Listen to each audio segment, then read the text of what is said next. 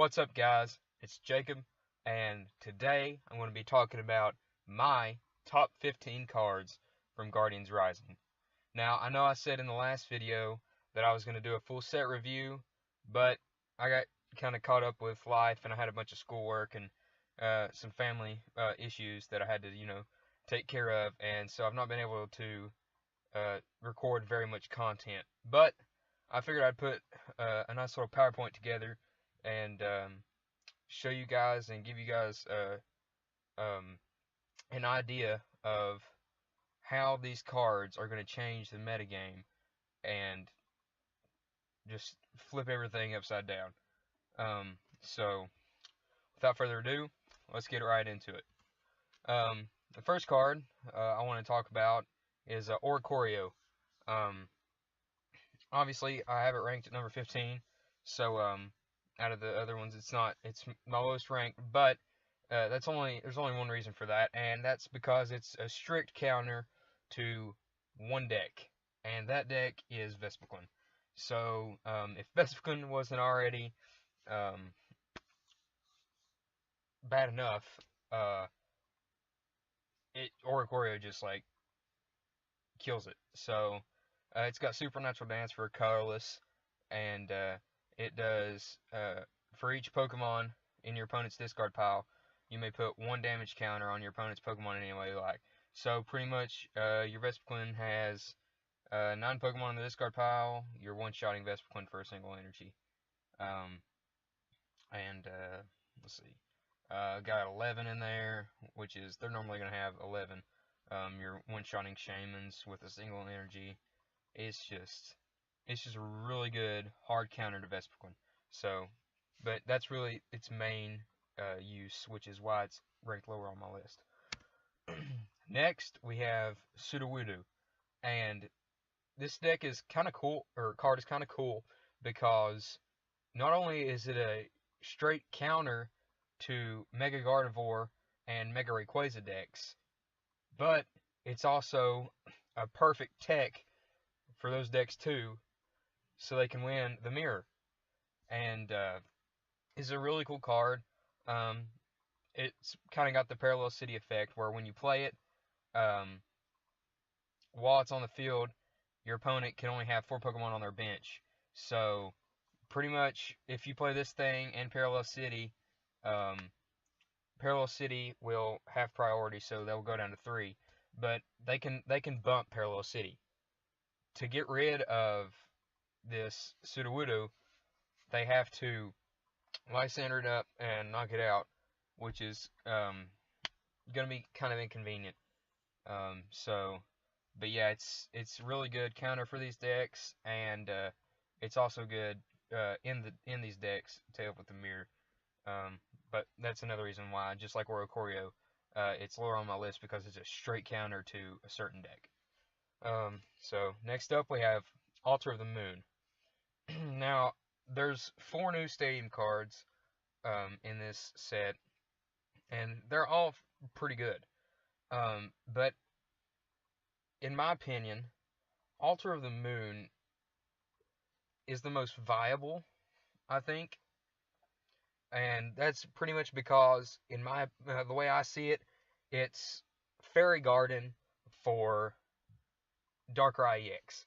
So if Turbo Dark wasn't good enough, now pretty much every card in that deck can have free retreat, as long as it's got a dark energy attached to it. So yeah, it also works for psychic energies. So Garbodor, as you see on the screen right here, it has a 3 retreat cost, but now it means its retreat cost is 1, which is a lot more manageable, because it only needs 1 energy to attack. So you can literally attack, and then something happens, you get like confused, or something crazy happens, and you need to retreat. You just discard the single energy, send up another Garbodor, attach an energy, and you're good to go. So it makes that deck a lot better, in my opinion. And yeah, it's just really good for Turbo Dark, which is we don't need anything else that's good for Turbo Dark, but obviously we're getting Darkrai GX in the next set, so Pokemon, whatever. I don't even care anymore. Next, we have Turtonator GX. Um, I really like this card. I really, really like this card because it's in my opinion it's versatile, but it's also not versatile at all. Because there's really there's more than one option, but really I think it's just a great addition to Volcanion. Um, it's with Nitro Tank GX, attaching 5 fire energy from your discard pile to all your Pokemon in any way you like. You're pretty much, if you use this turn 1, or turn 2, because, it's going to be hard to get 5 energies in your discard pile turn 1. But, whenever you do this, pretty much you're powering up 2 Volcanions with this attack. Because you can either max elixir or attach from hand for the other energy, which is really good for Volcanion, because that's one of the biggest obstacles for the deck is streaming Volcanions. And Turtonator is going to make it a lot easier for that deck to stream Volcanions, because it's just going to get you set up so quickly. Even in the late game, which I think this card is going to be really useful in the late game, you can use the Baby Volcanion to set up early game. Once you start taking some knockouts, and then they start knocking you out, and you have some fire energy, you can have 2 Volcanion on the bench. Once your Volcanion gets knocked out with 3 energies, send up your Turtonator, put the energies in the discard pile on 2 more Volcanion on your bench, and then you're good to go. Attach a Float Stone, retreat into Volcanion, and you have 2 Volcanions ready for the end game. So there you go. That's that's pretty much Volcanion now. But also another very interesting thing I thought of when I first read this card, was its Trap Shell. And for pretty much a DCE, it does 20 damage. But if this Pokemon is damaged by an attack during your opponent's next turn, place 8 damage counters on the attacking Pokemon. And I thought this could be really, I don't know if it'd be competitive that much, but it would be at least pretty funny. It'd be pretty fun deck to play with Tauros GX and Bursting Balloon. Because they already don't want to hit Tauros. Because they know that if they hit Tauros, they're going to get punished. They're going to get one-shotted immediately. So, they don't want to hit Tauros. Now they won't want to hit Turtonator, because if they do it, they're pretty much going to get hit for, 140. And then plus the 20 is 160. And if you add a choice spend to this thing, that's 140 plus 50, which is 190. So, you're talking, if they attack you, they're going to get one-shotted. Unless it's, stage 1 GXs or higher.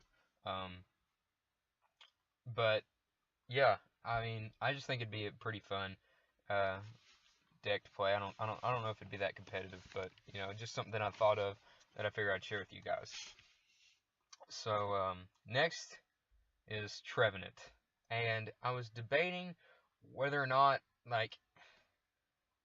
I was debating, its placement. I didn't know if it was going to be good enough to be, in, the top 15 cards, or what. But I decided that,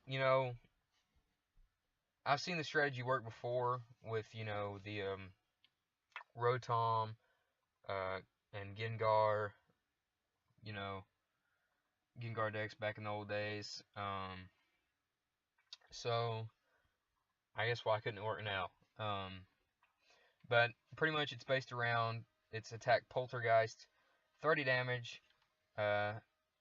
Your opponent reveals their hand.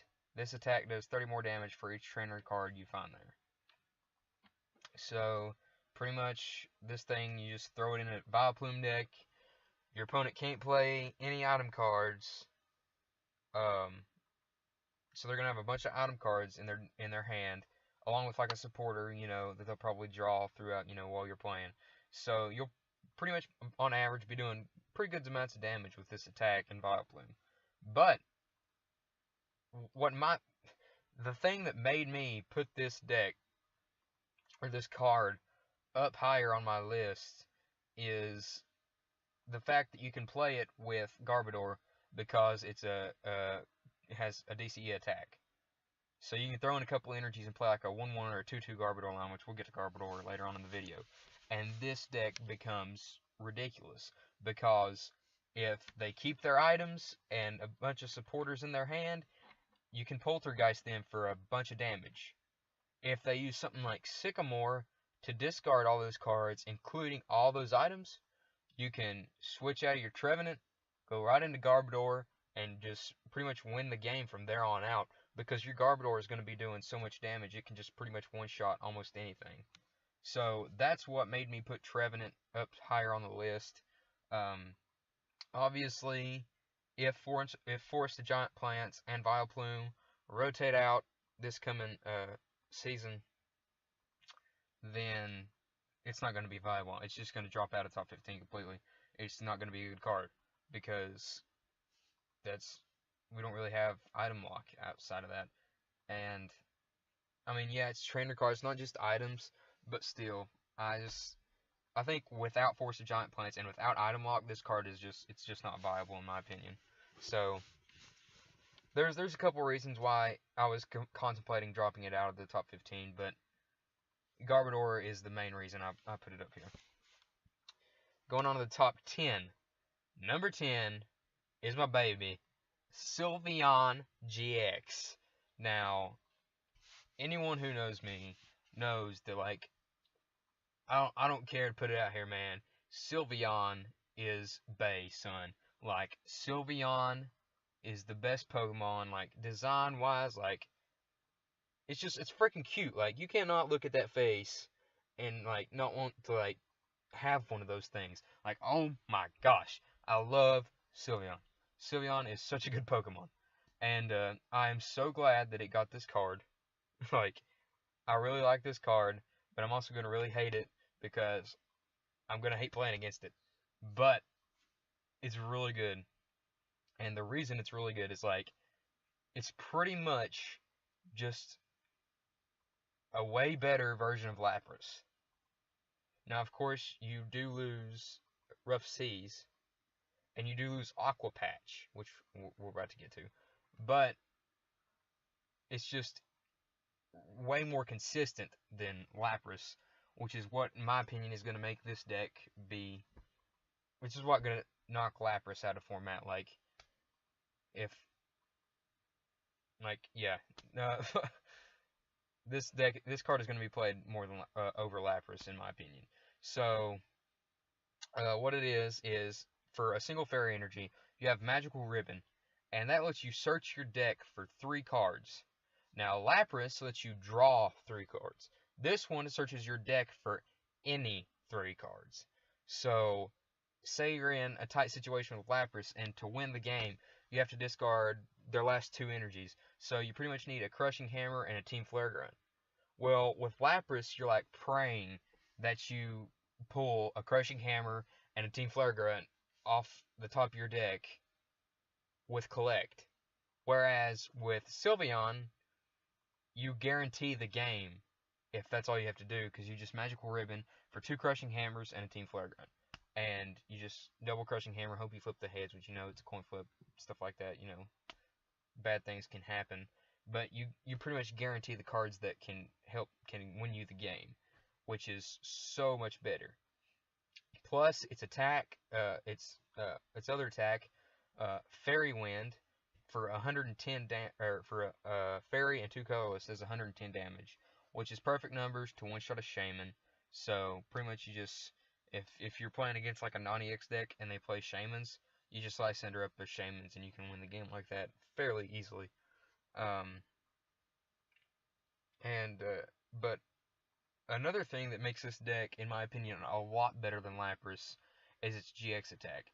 Now, Lapras, its GX attack pretty much lets you stall for a turn because it does 100 damage and auto paralysis.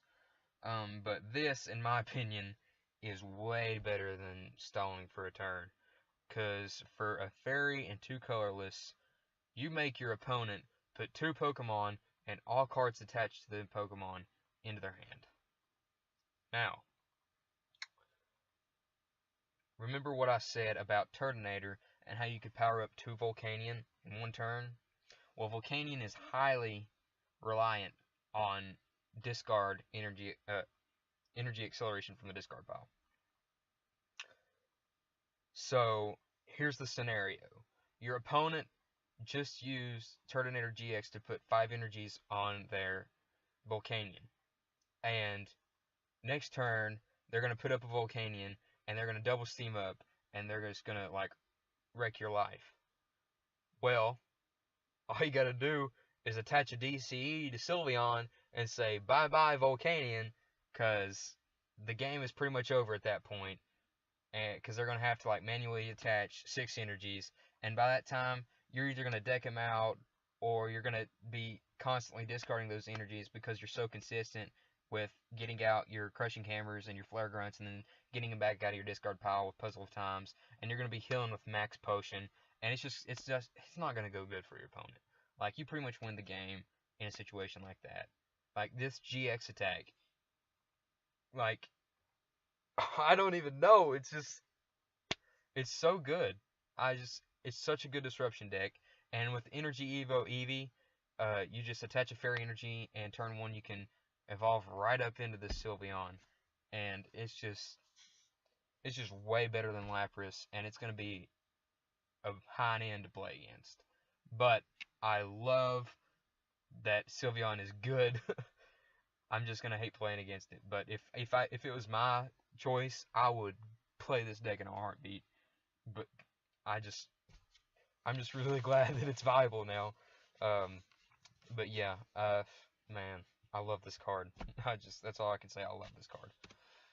Next, we're going on to Lycanroc GX. I was kind of debating on the placement of this card too, but what ultimately led me to do it was put it higher at number 9 was Lysander.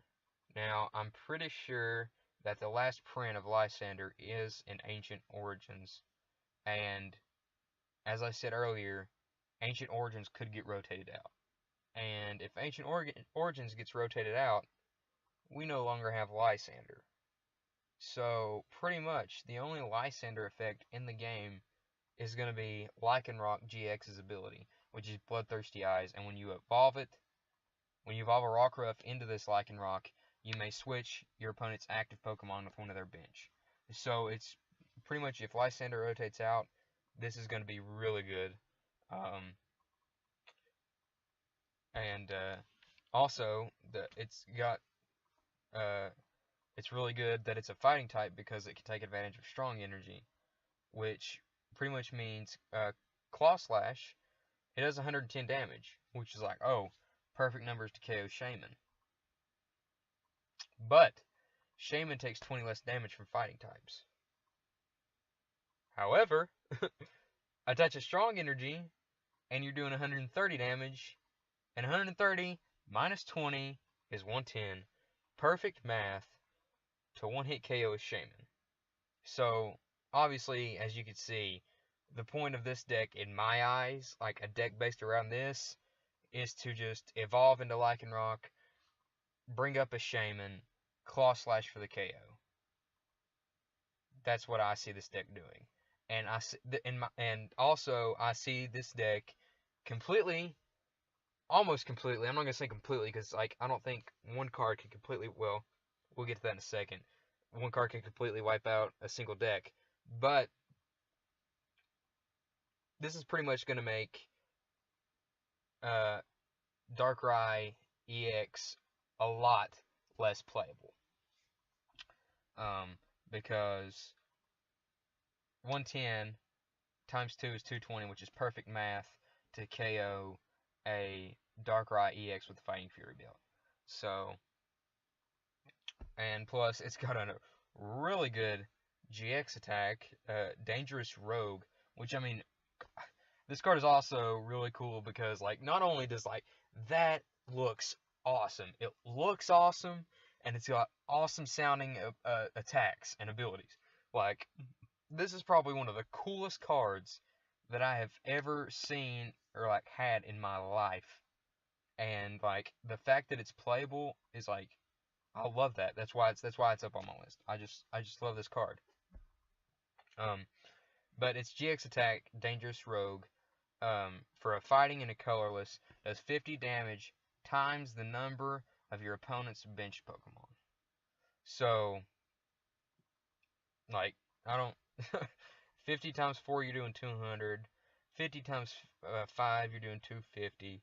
So, pretty much if they got a full bench, you're one shot in almost everything. Well, no. Yeah. If your opponent has a full bench, you're one shot in everything in the game with this GX.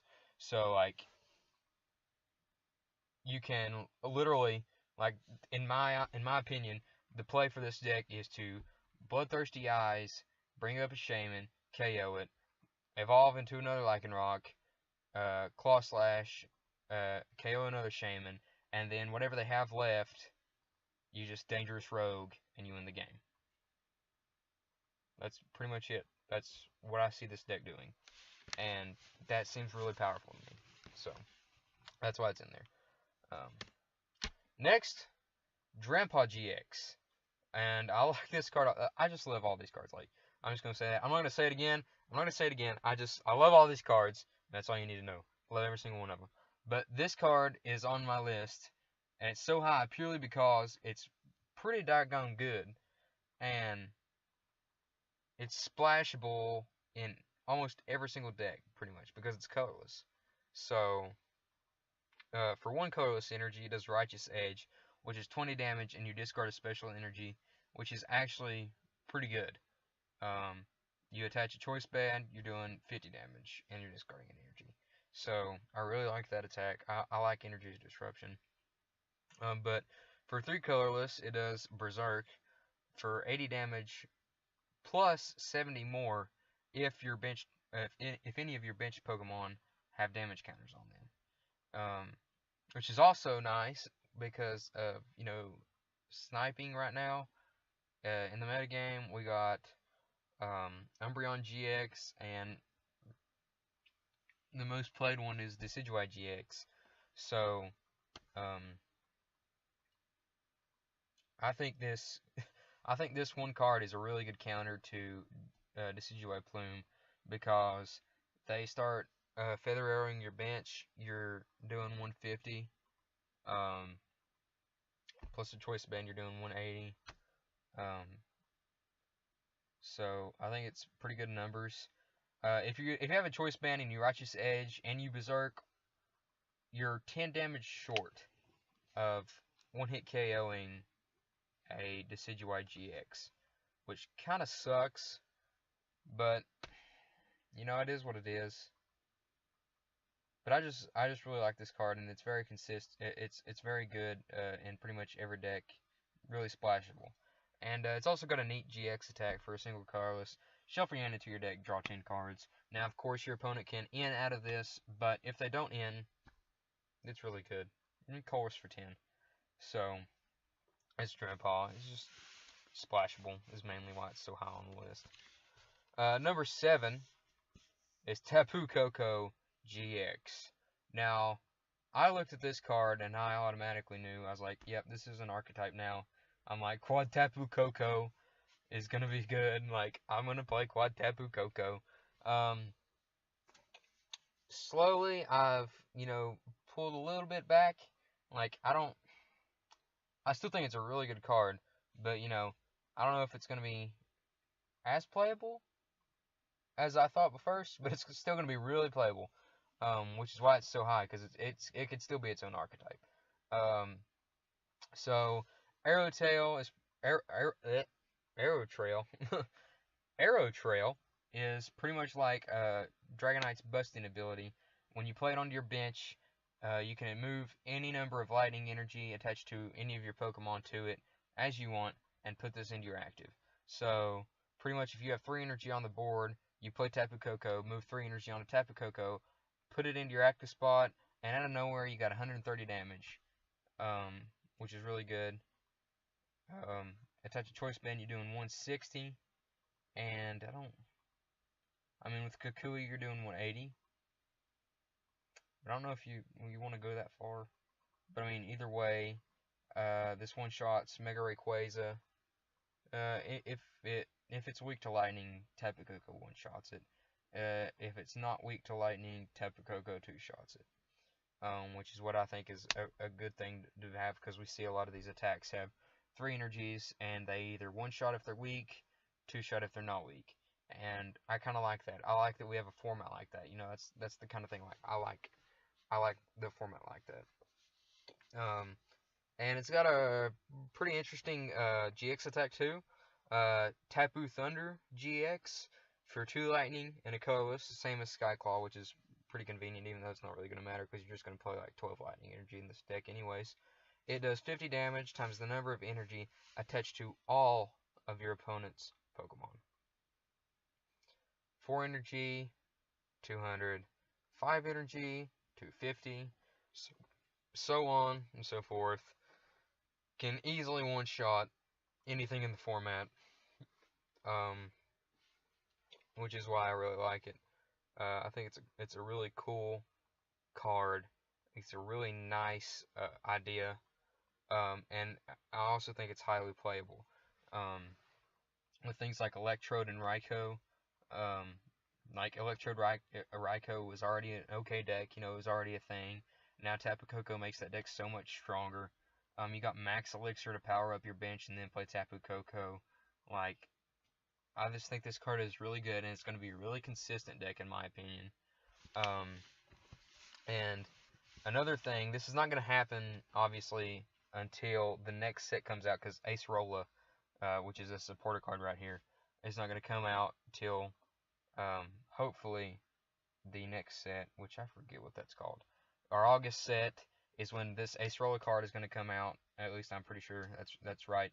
And it allows you to pick up a Pokemon that has damage counters on it and return it and every single card attached to it into your hand. Which is going to make Tapu Koko GX so much more powerful, because you can Arrow Trail, do 130 damage, and just they hit you. If they don't one-shot you, you just bounce it back into your hand with Acerola, and you just repeat the cycle. And that's what, in my opinion, makes Tapu Koko really good. So, even though it is really high up on my list, I don't think it's going to have its full potential until the beginning of the next format, which is going to be after Worlds, so next season. But, well, no, it's going to be the first day of Worlds, son. Oh, yes, the first day of Worlds. I'm just going to call it right now. Tapu Koko is going to win the World Championships. Mark my words. Tapu Koko, Acerola, going to win the World Championships. I guarantee it. But yeah, that's my little spill on Tapu Koko. Number 6 is another, like, brand new archetype we got out of this set, and that's Alolan Ninetales GX. Now, I included Vulpix in it because I believe that without the Alolan Vulpix, Alolan Ninetales is just not that good. Like, Alolan Vulpix is what makes this deck more playable. It's what makes this deck consistent. And for no energy, actually, because, you know, Alolan Pokemon can attack for 0 energy. So for no energy, Alolan Vulpix can search your deck for any 2 Pokemon. Any 2 Pokemon, put them in your hand. Anything. It could be a Shaman, it could be a Tapu Lele, it could be another Vulpix, and Ninetales. If you already have 2 Vulpixes down, it could be 2 Ninetales. Just what way you guarantee the Ninetales next turn, and it's what makes the deck really consistent. But of course, the main star is Alolan Ninetales, and just look at that thing. It's so beautiful. It's like my number 2. Like, I have to put Sylvia on it, then I gotta go Ninetales. Like, I'm going aggro dog all day, son. Like, I love these 2 cards. But Ice Blade, for 2 colorless energies, does 50 damage to one of your opponent's Pokemon. Now, I really wish this was 60. As does everyone else, I think. Because if it was 60, 2 Ice Blades would KO a Shaman. And that would be really good. But I think Pokemon realized that, and that's why they made it 50.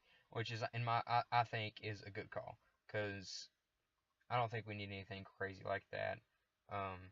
But yeah, so Ice Blade is pretty good though, still. For a Water colorless, it's got Blizzard Edge, and it does 160 damage. With Choice Band is 190, which is really good math, but you have to discard 2 energies. However, with the new Aqua Patch, that's not that big of a deal because you can just Aqua Patch, put an energy on there, attach an energy from your hand, and you're good to go again. So, unlike Lapras, where you have to wait a turn, or switch, or escape rope, or Olympia, or whatever, um, this card, all you gotta do is Aqua Patch and attach. So, that's why I like this card a lot better than Lapras too. Um, but it's not like based on disruption.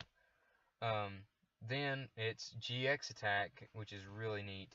For 2 colorless, you can move all damage counters from this Pokemon onto your opponent's active Pokemon. So, um, I see this as kind of like a Tauros situation also, because either they're going to have to one-hit KO you, or you're just going to Ice Path all the damage they do onto them. So, either they're going to hit you for a small amount of damage and then KO you the next turn, or they're going to one-shot you, which I think puts your opponent in kind of a bad situation, because, I think the way I see it, Ice Path gets you a guaranteed KO each game. That's the way I see it. I could be wrong about that, but that's just what I think about it. So overall, Alolan Ninetales with Alolan Vulpix it makes a really good deck in my opinion. It's already seeing quite a bit of play in Japan, and I think there's a good reason for that. So that's why it's at number 6. Number 5, as I just said, Aqua Patch. Now, these top 5 cards are, like, in my opinion, the literal game changers. These cards are going to change the meta completely and just take everything we know and throw it out the window. So, we're going to start off with Aqua Patch. If anyone watching this video has been playing since the Black and White era, you know that we had a card called Dark Patch, which lets you attach a dark energy from your discard pile onto one of your dark Pokemon. This card does the exact same thing as your basic Water Genie from your discard pile to one of your bench water Pokemon. Now, obviously, there are some pretty good combos with this thing. You can use Lapras, which is probably one of like the most immediate things people think of. You can also use it with Ninetales, which I really like. But there's another interesting one. You can use it to help power up Mega Gyarados. So I think this card makes Mega Gyarados more viable, which is kind of cool. I mean, I still don't think Mega Gyarados is that viable of a deck, but at least you can try it out, and it'll probably work. Maybe 50% of the time. I still don't think it's consistent enough to be, a tier 1 deck, though. But it could be a tier 2, maybe tier 3. You never know. But I think the main use for this card is why Alolan Ninetales, another reason besides, Vulpix, is why Alolan Ninetales is going to be viable. And it's going to make Lapras a lot better, too, if Lapras is played. Which I don't think Lapras is going to get played very much. Obviously, it might get a 1 of or maybe 2 of in a Ninetales deck. Maybe if people just start playing straight Water Box, it'll get a place in there. I think. It's still a good option to have, but I think Quad Lapras is gone. I don't think Quad Lapras is that good. I don't think it's as good as Quad Sylveon, and I don't think it's as good as straight Ninetales. So there's that. But yeah, Aqua Patch, this is going to be a really good card. Next, Choice Band. And this is what I feel like we've been needing ever since we lost Muscle Band, which has not been that long ago. But I really like this card. If it wasn't for the next card you're about to see, this card would be really good. Be broken, almost, in my opinion. But this next card keeps it in check. But it does. The Pokemon this card is attached to does 30 more damage to active GX and EX Pokemon. And the reason I think this is really good is because one of the main reasons, as you can see on your screen, Lurantis. I really like Lurantis. I've liked Lurantis since it came out. I was like, oh yes, we have Mega Manectric without a Spirit Link, and this is going to be pretty good. Um, I was completely wrong about that. Um, Nowhere near as good as Mega Manectric, really. But I think Choice Band makes it perfect. Um, I still don't know if it's going to be as good as Mega Manectric. I think it'll be just as good, maybe. I don't know. That came out weird. I'm sorry. That came out really weird. It might be as good as Mega Manectric. It might be better. I don't know. I've not really looked into Lurantis with Choice Band lately, but I do know that 70 for 1 energy and having acceleration is pretty damn good. Like, that's pretty good. Um, then you can just put those energies onto Lurantis. They do 210, or you just come back and swing at them for 150, and you heal 30 damage. So there you go. 150 plus 70 is 220. Really good math now. I think that's what was holding Uranus back. It couldn't quite hit those numbers, but Choice Band is going to allow it to hit those numbers pretty consistently, um, which is going to make Lurantis more viable. Also, it's going to help out Garbodor, which we'll get to in a second. It's going to help it to hit some better numbers, make it even more broken than it already is. And an interesting thing that I saw was Pokemon that have can do like 60 damage attacks, um, especially something like Tauros, where you can. I still think Tauros is better with Fighting Fury, but because the extra HP really matters in my mind to the idea of Tauros as a whole, the reason it's good. But if you look at it, you attach a Choice Band to Tauros, 60 bumps up to 90. 90 times 2 is 180, and that's pretty good math. So, um, obviously, Colorless does not hit anything for weakness, but just the option of maybe being able to two-shot some EX or basic GX Pokemon, in my opinion, is just pretty good. So here's my little spiel on Choice Band. Pretty good item card. Next, we have the card that's going to keep Choice Band and those stadiums. It's going to keep all the tools in check. It's gonna, and what I think, it might not completely shut down, item like Garbodor, but I do think it's gonna reduce the amount of play Garbodor sees, and it's gonna increase the amount of play that Alolan Muck sees. So I think there's still gonna be basic ability lock pretty easily in this format, but I don't think it's going to be as easy to shut down all abilities, unless you're playing uh, Wobbuffet. But this card lets you choose two Pokemon tool cards or stadium cards in play and discard them. So your opponent has a Fighting Fury Belt on a Tauros. You want to one-shot it. You Field Blower, discard the Fighting Fury Belt, and you do 180 damage to KO the Tauros. Your opponent's going to knock you out with the Choice Band on their active Pokemon.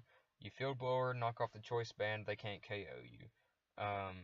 Your opponent has 180 damage on Darkrai, but they have a Fighting Fury Belt attached. You play through your hand, you find a Field Blower, discard the Fighting Fury Belt. In the middle of your turn, that KOs their Darkrai EX. So you get 2 prizes in the middle of your turn, and they have to promote another Pokemon. And if you're doing enough damage, you could get 2 knockouts in one turn, essentially, which is really good, and is something that I thought was really cool with like the old Tool Scrapper and stuff back in those days. Cards like that. But another thing that's gonna make it, when I first saw Tapu Koko, and that's why I was talking about how I didn't know about the viability, because when I first saw Tapu Koko, I saw Aether Paradise Conservation Area, and I was like, oh my goodness, this thing with Aether Paradise Conservation Area and Fighting Fury Belt is gonna be so good, because it's gonna have like 250 damage or 250 HP, and it's gonna be able to heal with Rough Sea. Like, no, wait, never mind. You're gonna be able to heal with Max Potion, and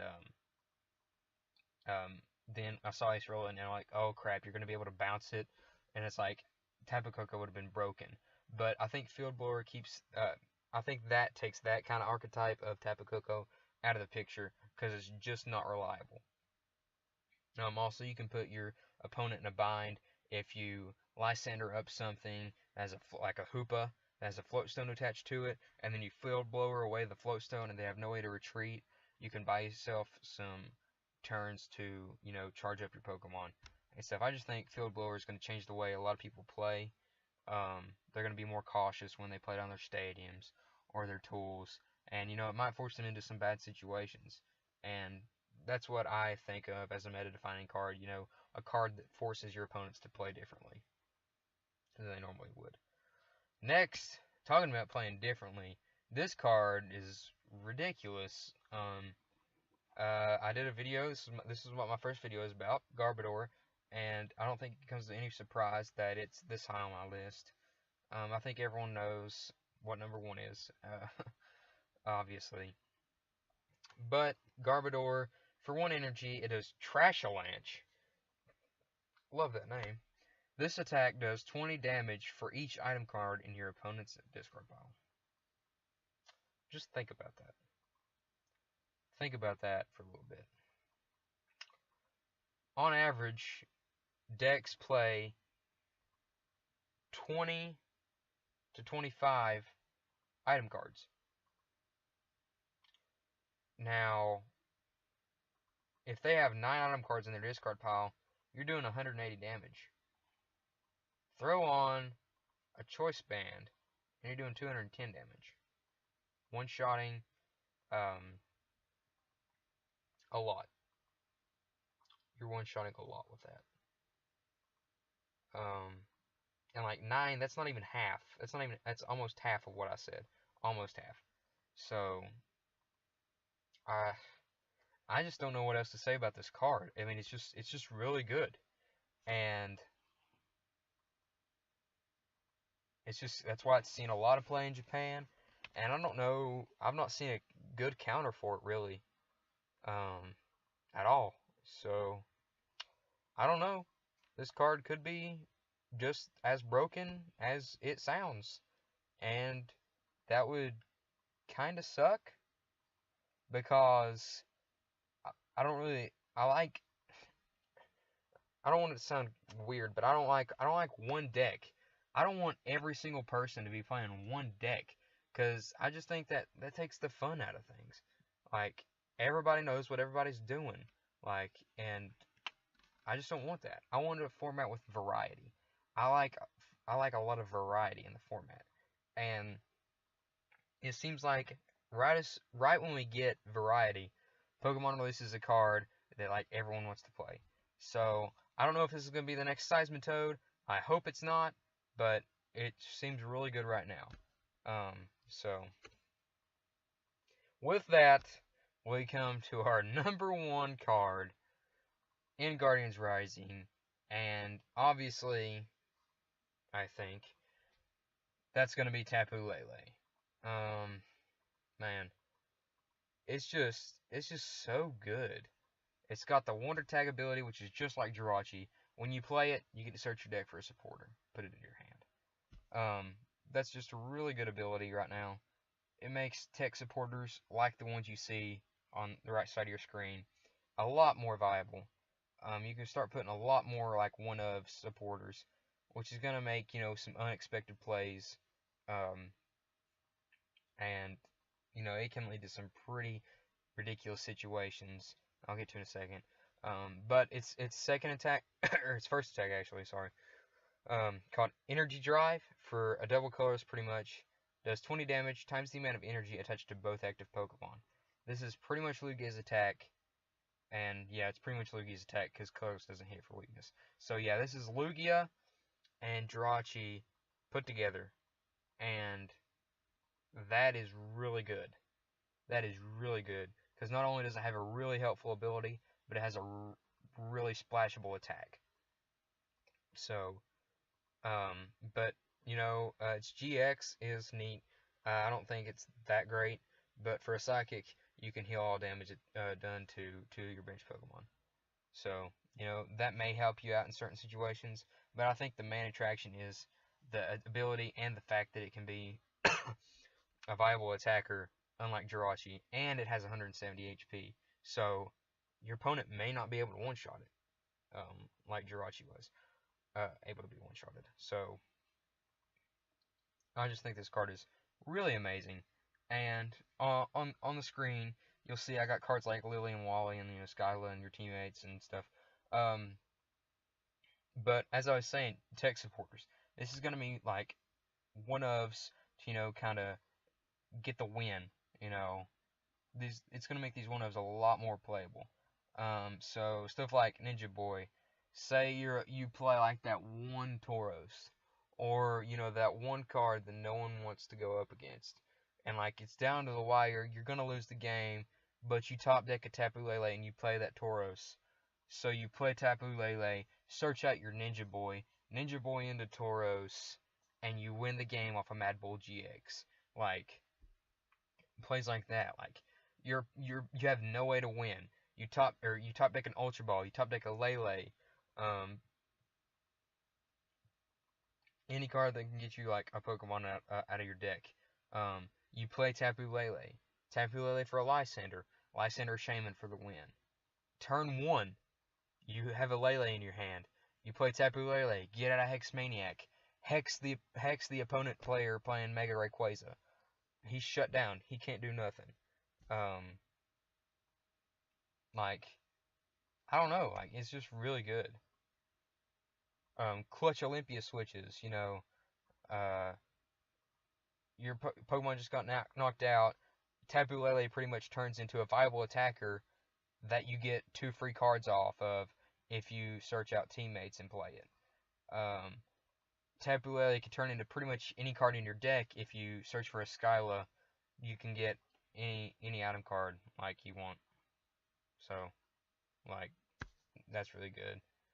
Um, like, say you don't draw into a Shaman, but you have Tapu Lele and you play a 1-of Lily. You Tapu Lele, find a Lily, play Lily on your first turn, drop to 8 cards. Like, just plays like that can totally change a game. And that's what makes this card amazing in my opinion. Just the ways that it can win a game. Like, that was not viable. Like, before, you could not rely on any of these. You could not rely on a 1-of Ninja Boy to be drawn at the right time and win you the game with the Tauros. But now, you kind of can, because Tapu Lele exists. Um, and yeah, that's really all I gotta say about Tapu Lele. It's just really, really good, and it seems like I've said that about most of the cards on this list. But this set is just full of really good cards, and I don't know what else to say really. That they're all pretty good. So that's my top 15. Um, there are some cards that I would like to mention that were not in my top 15 for maybe certain reasons. Um, but I do feel that they're worth a mention. I do think that others believe they are viable, and I do believe myself that they could see some play. Um, and the first one that everyone flipped out about when it was first revealed is Sableye. Your opponent can't play any supporters, but it does no damage, and it's easily KO'd. So, I don't know.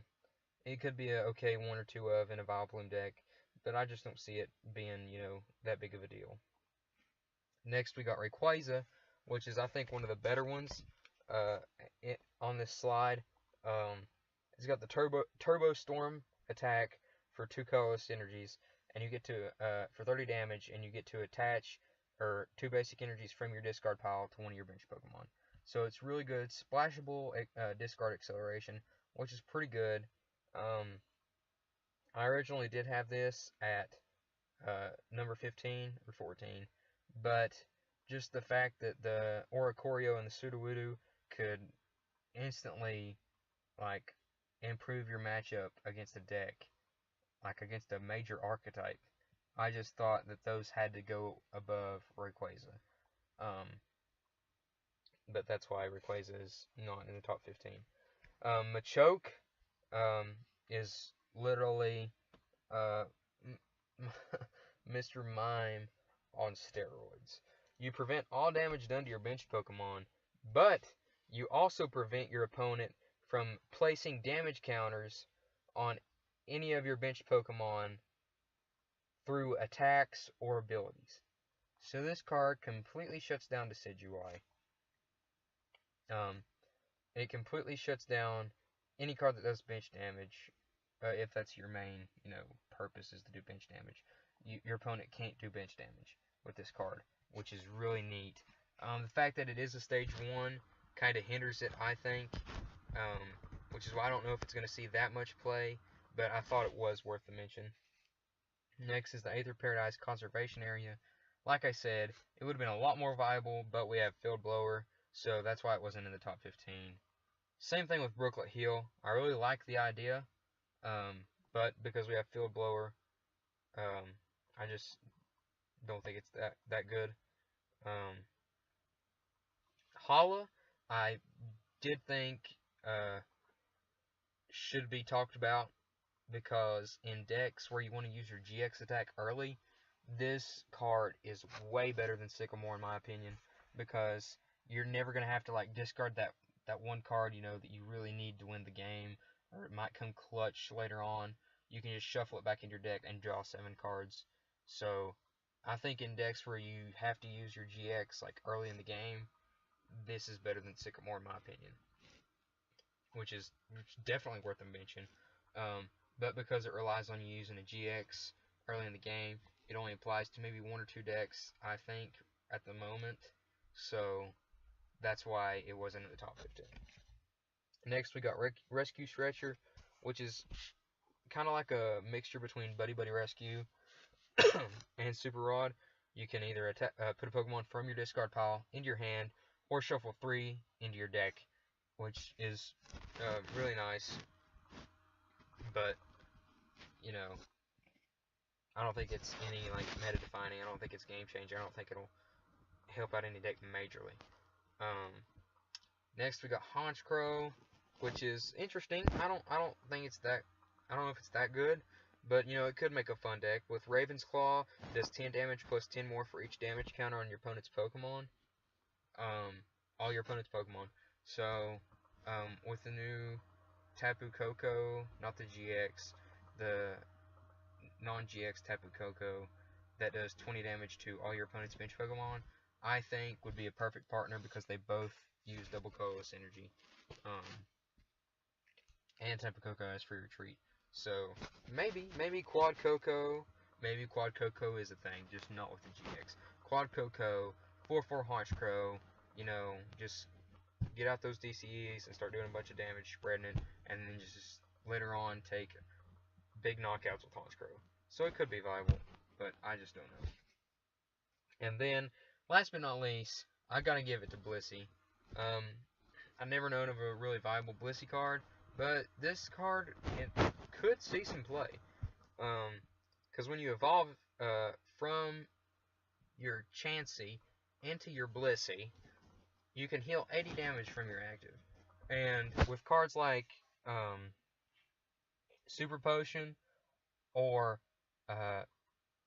Pokemon Center Lady, or even in Lurantis decks, where when you attack you can heal 30 damage, that is a pretty big amount of damage to heal.